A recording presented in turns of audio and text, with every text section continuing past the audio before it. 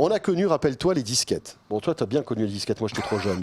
Moi, c'est horrible. J'ai même connu les disquettes souples. Les disquettes, vous vous rendez compte, les disquettes souples. Ça vous parle pas, ça. Des disquettes souples, même les très grandes. C'est tout. J'ai pas connu avant. Les bandes, moi, tout ça, non, quand même pas. Ce que c'est. Voilà. C'est vrai que tu as même connu le VHS, toi, des trucs comme ça. Oui, allez, continue, enchaîne. Donc, et après, on est passé à des systèmes de stockage de plus en plus performants. Il y a eu le CD, il y a eu la clé USB, il y a eu les disques durs, après les disques durs SSD. Et là, voilà Tipa, qu'il y a un nouveau support de stockage qui a été, on va dire, élaboré par des chercheurs, qui est assez impressionnant. Mais c'est donc encore en prototype, oui, en laboratoire. Et Gilbert Kallenborn va nous en parler. Salut Gilbert. Salut. Bonsoir Gilbert. Alors Gilbert, tu as écrit un article passionnant concernant ce petit disque de verre qu'on va voir là. Alors, quelle est la particularité de ce disque ? Alors, c'est effectivement une technologie révolutionnaire dans la mesure où ça va permettre de stocker des données pendant très très longtemps, enfin quasiment pour une éternité, 14 milliards d'années. Donc quand l'homme n'existera plus, ces données seront encore là. C'est génial. 14 milliards d'années. Parce que ce qu'il faut dire, c'est qu'à l'inverse, les supports d'aujourd'hui, les disques durs ou les CD, ça s'use en fait. Alors ça s'use même très vite en fait. Dans des conditions optimales, les CD, les clés USB, on peut peut-être les garder au maximum une centaine d'années, mais dans la plupart des cas, dans un usage quotidien, c'est quelques dizaines d'années, pas plus. Oui, alors on parle même pas des disques durs avec les plateaux magnétiques. Alors là, eux, c'est... Oui, alors là, c'est quelques années. Voilà, c'est quelques années. Donc là, on l'a vu, c'est un tout petit disque de verre, mais on peut stocker des données sur du verre ? Oui, alors c'est du cristal de quartz, pour être exact. De quartz. Alors, les données sont gravées avec des lasers femtosecondes. Donc, c'est des lasers qui font des impulsions très très vite. Wow. Et qui vont graver des petites cavités à l'intérieur du cristal de quartz. Et ces cavités vont pouvoir stocker les données. Combien de données sur un petit disque comme ça ? Qui fait quoi ? En gros, allez, c'est plus gros qu'une pièce de 2 €, mais pas énormément plus gros. Oui, c'est à peu près comme une pièce de 2 €.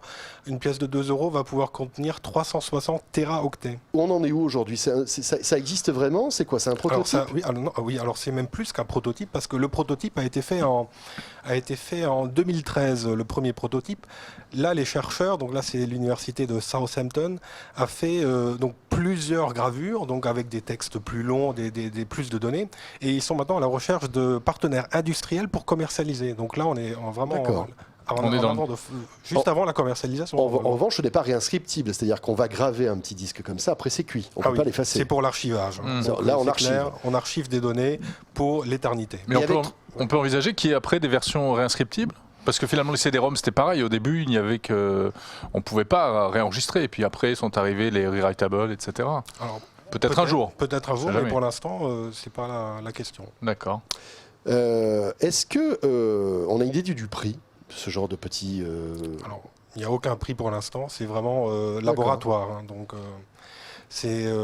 mais a priori, on peut quand même se dire que tout ce qui est lecteur, par exemple, ne devrait pas être très cher, parce que c'est basé, en fait, la lecture, c'est basé sur sur des caractéristiques physiques assez fondamentales. Donc c'est la lumière, la manière dont elle se reflète, oui, ce sera un super lecteur la polarisation. CD, c'est ça ? On pourrait imaginer... Oui, voilà, finalement c'est un peu ça.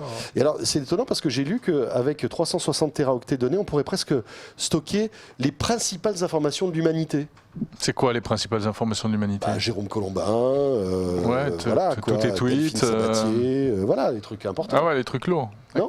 Bah oui. Bon, voilà. Oui. Alors, il faut se dire aussi que la longévité, pourquoi ? Parce que le cristal de quartz résiste à la chaleur. Donc vous pouvez le mettre dans un four de 1000 degrés Celsius, il ne va pas bouger. Vous pouvez le plonger dans un bain d'acide, et ce sera pareil. C'est vrai ? Et ça ne bougera pas ? C'est génial, donc ça peut résister à une explosion nucléaire et à... largement, oui. C'est dingue. Il ne faut pas le laisser tomber par contre. Là. Ah, il ne faut pas le laisser tomber. C'est quand même du verre. D'accord. Ah, il y avait quand même ce petit problème. Oui, mais alors aussi... Le truc, ça supporte tout, sauf que vous le faites tomber dans les WC ou par exemple dans la salle de bain. Les 360 téraoctets, toute l'humanité, est parti. Hop là, il n'y en a plus. Donc il faut faire attention quand même. C'est ballot. Ah oui, voilà, c'est ça. Hein. Bon, d'accord. Merci beaucoup Gilbert. Un article passionnant à retrouver sur 01net.com.